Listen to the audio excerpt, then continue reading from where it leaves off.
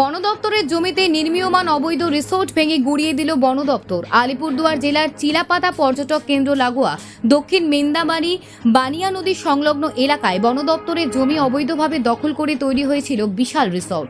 শুক্রবার অবৈধ দখলের বিরুদ্ধে অভিযানে নামে জলদাপাড়া বন বিভাগের আধিকারিক ও বনকর্মীরা। এদিন বুলডোজার চালিয়ে নির্মীয়মান রিসোর্ট ভেঙে দেওয়া হলো। ঘটনাস্থলে বন দপ্তরের আধিকারিক ও বিশাল পুলিশ বাহিনী।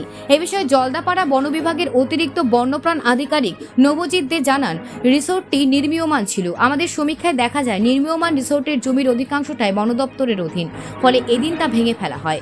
চিলাপাতা ইকো ট্যুরিজম সোসাইটির সভাপতি গণেশ শাহ জানান, ইদানিং এলাকায় ব্যাঙের ছাতার মতো গজিয়ে উঠেছে অনেক রিসোর্ট, কিন্তু রিসোর্টগুলো কোথায় তৈরি হচ্ছে, বন দপ্তরের জমিতে না খাস জমিতে, সেটা বোঝা যাচ্ছে না।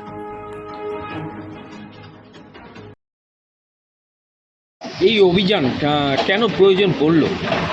প্রথমত এটা তো একটা বেআইনি দখলদার এরিয়া ছিল ফরেস্ট ল্যান্ডের মধ্যে।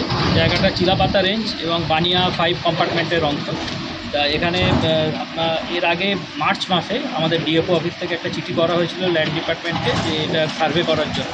তারপরে ইলেকশন এবং অন্যান্য প্রসিডিওর ছিল, নানা রকম বাধা নিষেধ ছিল, যে কারণে তখন এটা হয়নি। তা আলটিমেটলি 26শে জুলাই ল্যান্ড ডিপার্টমেন্টের সাথে আমাদের একটা জয়েন্ট সার্ভে হয় এবং সেই সার্ভেতে পরিষ্কার হয়ে যায় যে এই পুরো জায়গাটা বানিয়া 5 কম্পার্টমেন্ট চিলাপাতা রেঞ্জের আন্ডারে একটা রিজার্ভ ফরেস্টে।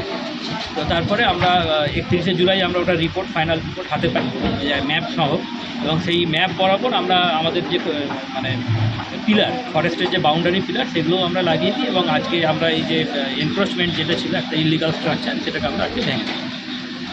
মালিক কর্তৃপক্ষ কিছু বলছে বা বাধার কোনো সৃষ্টি হয়েছে? না, কোনো রকম বাধা সৃষ্টি হয়নি বা মালিক কর্তৃপক্ষের সাথেও কোনো রকম ওনারা আমাদের সাথে যোগাযোগ করেনি।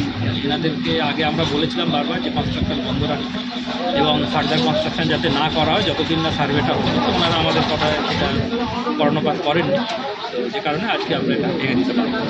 এই ধরনের কি আরও কোনো অবৈধ নির্মাণ রয়েছে এলাকায়? এরকম আরও নির্মাণ হয়েছে বলে আমাদের মনে হয়, এবং সেক্ষেত্রে আমরা অ্যাকচুয়ালি জয়েন্ট সার্ভে জন্য অলরেডি চিঠি করা হয়েছে ডিএলএলআরও অফিসে, এবং সেখান থেকে যখনই সার্ভেগুলো হবে, যদি সার্ভেতে এরকম ধরা পড়ে যে এরকম আরও মানে অবৈধ নির্মীয়মান সংস্থা বা নির্মীয়মান স্ট্রাকচার রয়েছে, তাহলে সেগুলোকে আমরা একইভাবে স্টেপ নিয়ে দেখব। কারো কোনো কোশ্চেন?